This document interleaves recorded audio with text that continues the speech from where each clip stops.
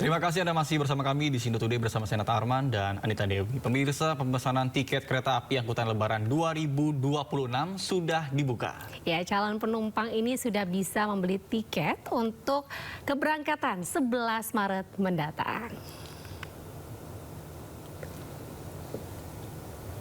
PT Kereta Api Indonesia menyampaikan sejak dibuka tanggal 25 Januari hingga 30 Januari 2026, lebih dari 130.000 tiket telah dipesan untuk mudik lebaran. Jumlah ini diperkirakan akan terus bertambah seiring masih berlangsungnya pemesanan dan juga meningkatnya minat masyarakat dalam merencanakan mudik lebih awal.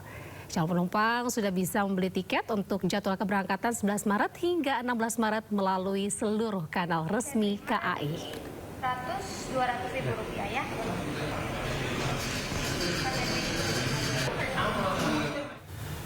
Pemirsa, tim gabungan tertibkan ribuan kapal yang bersandar di Pelabuhan Muara Angke, Jakarta Utara. Nakoda kapal yang selesai melakukan bongkar muat diminta untuk memindahkan kapalnya.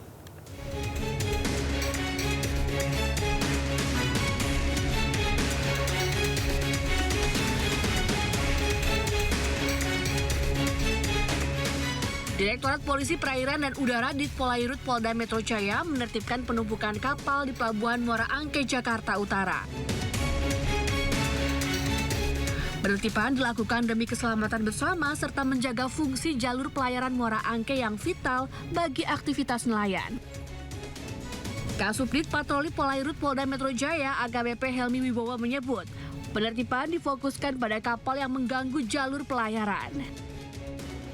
Selamat pagi Komandan, izin melaporkan kapal 1007 Aibda Andi Maulana dan kapal 2006 Aibda Darsono. Saat ini kegiatan menindaklanjuti berita viral di Pelabuhan Muara Angke, yaitu kapal-kapal ikan dan kapal-kapal cumi yang ingin masuk dan keluar masih Komandan. Untuk saat ini kami menghimbau kepada para nakoda dan kepada pemilik kapal untuk tidak menyandarkan kapalnya di alur pintu keluar masuk atau alur jalannya kapal. Sebelumnya viral di media sosial, Pelabuhan Muara Angke di Penjaringan Jakarta Utara dipenuhi ribuan kapal nelayan yang menumpuk. Kepadatan kapal ini menghambat aktivitas para nelayan yang akan melaut.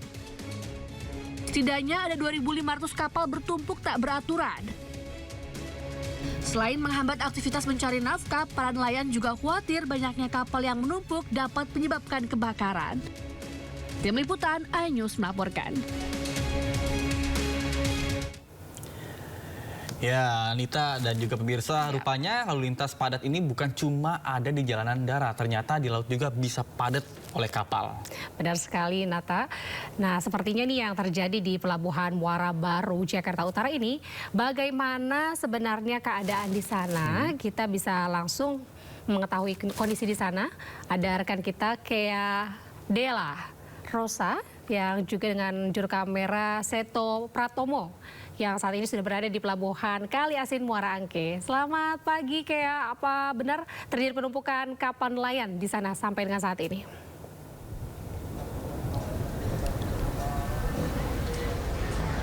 Ya, selamat pagi Nata dan juga Anita. Memang benar saat ini saya sedang berada di Dermaga T, Pelabuhan Perikanan Muara Angke, Jakarta Utara. Dan tepat di belakang saya sudah banyak sekali perahu nelayan yang memang telah terparkir ataupun bersandar di dermaga sejak 2 bulan lalu. Yang diketahui bahwa beberapa nelayan, bahkan mayoritas dari nelayan memilih untuk tidak melakukan berlayar dikarenakan adanya cuaca buruk yang menimpa kota Jakarta sejak akhir tahun 2025 kemarin. Dan penumpukan ini menjadi masalah dikarenakan beberapa dari nelayan juga ingin melakukan pengisian BBM di pelabuhan yang seperti kami ketahui dan dapat informasi dari nelayan bahwa pengisian BBM dilakukan selama 5 sampai 7 hari memakan waktunya. Dan yang menjadi masalah kemudian setelah itu adalah bahwa pelabuhan Muara Angke hanya dapat menampung sekitar 400 hingga 500 kapal saja dibandingkan tahun lalu, Nata dan juga Anita, bahwa tahun lalu tidak sebanyak tahun ini yang bersandar di pelabuhan. Yang kami ketahui bahwa ada 2.500 kapal nelayan yang bersandar di pelabuhan yang mengakibatkan penumpukan seperti yang ada di samping kiri saya saat ini. Dan hingga kemarin yang kami dapatkan informasi bahwa petugas setempat telah melakukan relokasi terkait parkir kapal yang berada di samping kiri saya, sehingga beberapa kapal juga sudah mulai ada yang ingin beroperasi. Dan kami juga mendapatkan informasi bahwa beberapa nelayan mengatakan terdampak perekonomiannya, dan kami ketahui bahwa hingga ratusan juta rupiah seperti itu. Kembali ke studio, Nata dan juga Anita. Baik, terima kasih atas laporan Anda dan juru kamera Seto Pratomo. Selamat bertugas kembali dan salam sehat. Untuk informasi lainnya pemirsa, kelangkaan BBM hampir terjadi di seluruh stasiun pengisian bahan bakar minyak di wilayah kota Padang Sidempuan, Sumatera Utara dan sekitarnya. Ya benar sekali Nata, dan ini akibatnya antrean sepanjang 2 hingga 3 km terjadi di sejumlah SPBU di kota Padang Sidempuan.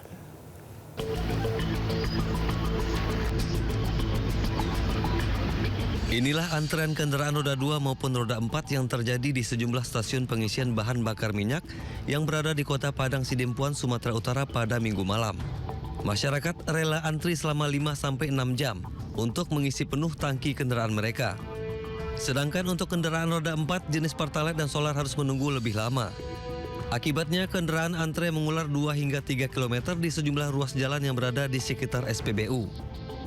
Pak, ya, ini udah berapa hari begini, Pak? Sudah sekitar 3 hari lah. Oh, udah 3 hari ya, Pak. Di sini semua pom bensin di Kota Padang Sidempuan.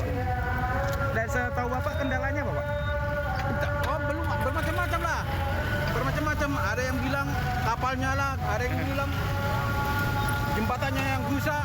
Nah, itu macam-macam. Enggak jelas apa penyebabnya. Udah berapa jam Abang antri? 2 jam. Oh, udah 2 jam, Bang ya? Iya. Ini untuk ngisi solar, Bang? Iya, ngisi solar. Apa kendalanya, Bang? Kok bisa macet sepanjang ini, Bang? Aku pun nggak tahu kayak gini lah jadinya.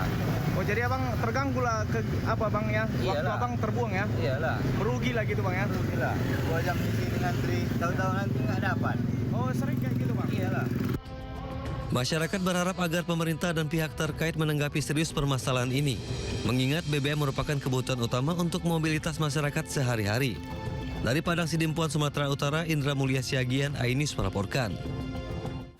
Informasi lainnya pemirsa, walaupun harga emas logam mulia kembali turun di Laman Antam, tapi di Pasar Emas Cikini harganya ternyata masih tinggi.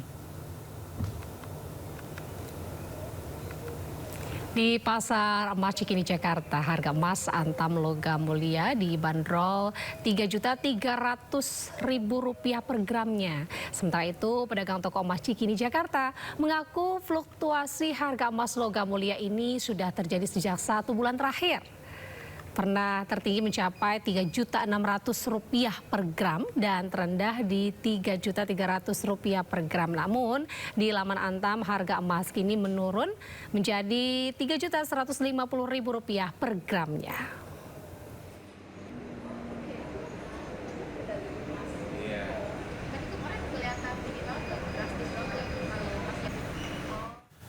Beralih informasi mancanegara, pemirsa, gelombang demonstrasi anti-ICE terjadi hampir di seluruh negara bagian Amerika Serikat. Ya, aksi ini sebagai bentuk protes akibat penembakan fatal yang melibatkan agen federal ICE terhadap warga yang diduga imigran di Minneapolis pada bulan Januari lalu.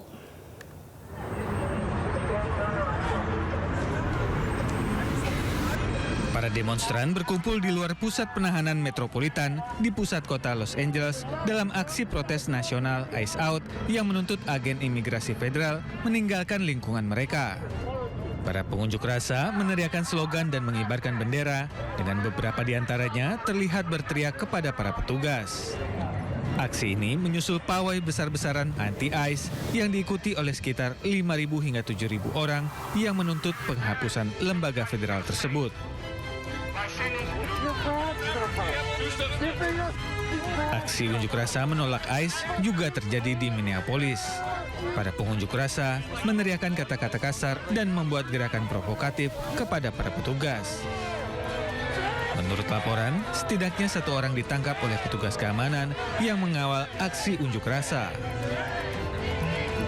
Gelombang demonstrasi anti-ICE terjadi hampir di seluruh negara bagian Amerika Serikat yang dipicu oleh 2 penembakan mematikan yang melibatkan agen federal ICE di Minneapolis pada Januari lalu. Pemirsa, ribuan demonstran pro-Palestina di London menyerukan diakhirinya penjualan senjata Inggris ke Israel. Sementara aksi protes tandingan yang lebih kecil dari massa pro-Israel ini berlangsung di dekatnya. Kerumunan sejumlah besar massa berbaris meneriakkan slogan dan mengibarkan bendera Palestina. Protes ini merupakan seruan untuk bertindak melawan pengepungan Israel yang sedang berlangsung di Gaza, Palestina. Sementara polisi membentuk barisan di antara demonstran dan kelompok kontra demonstrasi. Sempat terjadi adu mulut antara kedua kelompok yang saling berhadapan ini. John Rees, pendiri Stop the War Coalition, mengecam pihak berwenang karena mengizinkan aksi protes tandingan. Polisi dilaporkan menangkap 13 demonstran dari kampanye Solidaritas Palestina dan 1 orang dari kelompok pro-Israel. Meski anggotanya ditangkap polisi, massa pro-Palestina akan terus menyerukan intervensi internasional untuk mengakhiri genosida di Gaza. Ya pemirsa, para demonstran di Barcelona menuntut pemerintah Spanyol menerapkan embargo senjata terhadap Israel. Ya, mereka juga menolak nih strategi perdamaian Gaza yang diusung Presiden Donald Trump. Para pengunjuk rasa membawa bendera Palestina dan spanduk bertuliskan diakhiri hubungan dengan Israel dan juga perlawanan Hamas bukanlah terorisme. Para pengunjuk rasa mengecam Dewan Perdamaian Gaza yang dibentuk oleh Presiden Donald Trump. Demonstran menuduh pemimpin Amerika Serikat itu berupaya untuk menampilkan dirinya sebagai sang juru selamat Palestina. Namun, di sisi lain membiarkan Israel melanjutkan genosida. Para aktivis juga menuduh Spanyol bertindak sebagai pusat perdagangan Israel. Pada September 2025, pemerintahan Perdana Menteri Pedro Sanchez mengubah penangguhan sementara penjualan senjata Spanyol ke Israel menjadi larangan hukum permanen dengan alasan Tel Aviv melakukan genosida di Gaza. Bahkan embargo tersebut mencakup pengecualian yang mengizinkan penjualan peralatan pertahanan buatan Israel ke Airbus Spanyol.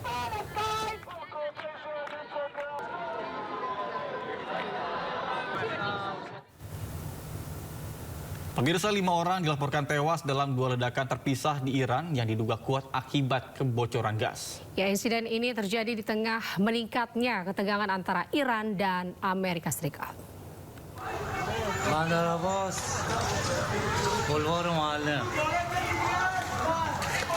Ledakan pertama menghantam sebuah gedung hunian 8 lantai di kota pelabuhan Bandar Abbas, pesisir Teluk.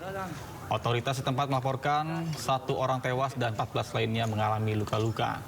Ledakan lainnya terjadi di lingkungan Kian Sahar, kota Ahvaz dekat perbatasan Irak. Teheran Times melaporkan 4 orang tewas dalam insiden tersebut.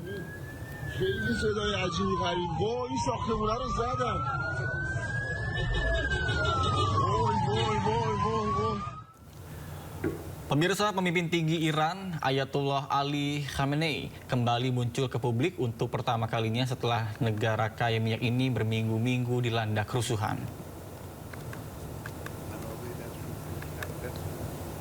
Pemimpin tertinggi Iran, Ayatollah Ali Khamenei, memperingatkan bahwa setiap tindakan militer yang dilancarkan oleh Amerika Serikat akan berubah menjadi perang regional yang lebih luas. Hal ini disampaikan Ayatollah Ali Khamenei dalam acara peringatan ulang tahun ke-47 Revolusi Islam Iran di Teheran Minggu siang. Ali Khamenei berbicara tentang ketegangan yang telah berlangsung selama beberapa dekade dengan AS. Ali juga mengklaim bahwa Amerika ingin menjajah Iran sambil mengeruk sumber daya alam strategis negara tersebut. Pemimpin tertinggi Iran ini mengulangi klaimnya bahwa kerusuhan baru-baru ini di Iran direncanakan oleh AS dengan keterlibatan Israel. آمریکا که میگم ملت ایران تحت تأثیر این حرفا قرار نمیگیره از برخورد حق نمیهرازه ما شروع کننده نیستیم ما به کسی ظلم نمیخوایم بکنیم به کشوری حمله نمیخوایم بکنیم مسئله آمریکا و ایران چیه این تقابلی که وجود داره 40 چند ساله ایران با آمریکا دشمنی دارن این مسئله چیه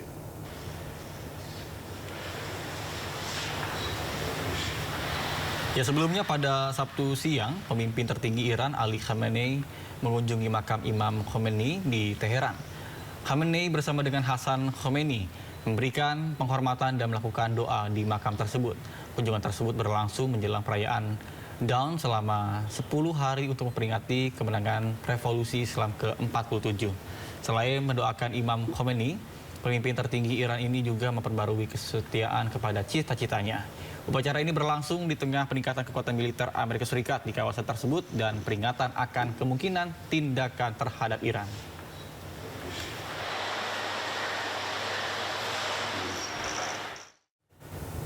Sementara Presiden Trump kembali menegaskan sejumlah kapal militer Amerika Serikat telah mengepung Iran. Namun Trump memberikan peluang untuk negosiasi jika Iran memberikan kesepakatan yang menguntungkan AS. Everybody, how you doing, Mr. President? I'm very good. We had a good time at the alfalfa dinner. We did well. I hope we did well, but it was very good. Tremendous people. So what's up? Sir, could you give us an update on where your thinking is right now with Iran? If you have made a final decision on what you want to do? I mean, I certainly can't tell you that, but we do have very big, powerful ships heading in that direction, as you know. I can't tell you, but I hope they negotiate something that's acceptable. Saudi Arabia's defense minister reportedly said that if the U.S. backs off the strike, that will only embolden Iran. What's your reaction to that, sir? Some people think that, some people don't. You could make a negotiated deal that would be satisfactory with no nuclear weapons. They should do that, but I don't know that they will, but they are talking to us. Seriously. Pemirsa, berikut informasi lainnya, warga Murmansk, Rusia dikejutkan dengan fenomena langka 3 matahari atau yang dikenal dengan fenomena parhelia. Fenomena 3 matahari dikenal sebagai parhelia atau sandok ini tertangkap kamera warga Murmansk, Rusia. Umumnya fenomena ini muncul selama musim dingin dan disebabkan oleh sinar matahari yang membias melalui kristal es yang membias melalui kristal es. Hal ini menciptakan 2 bayangan cahaya terang di sisi matahari asli. Sebelumnya fenomena serupa juga terjadi di Swedia pada tahun 2018. Это называется солнечная гала. Преломление лучей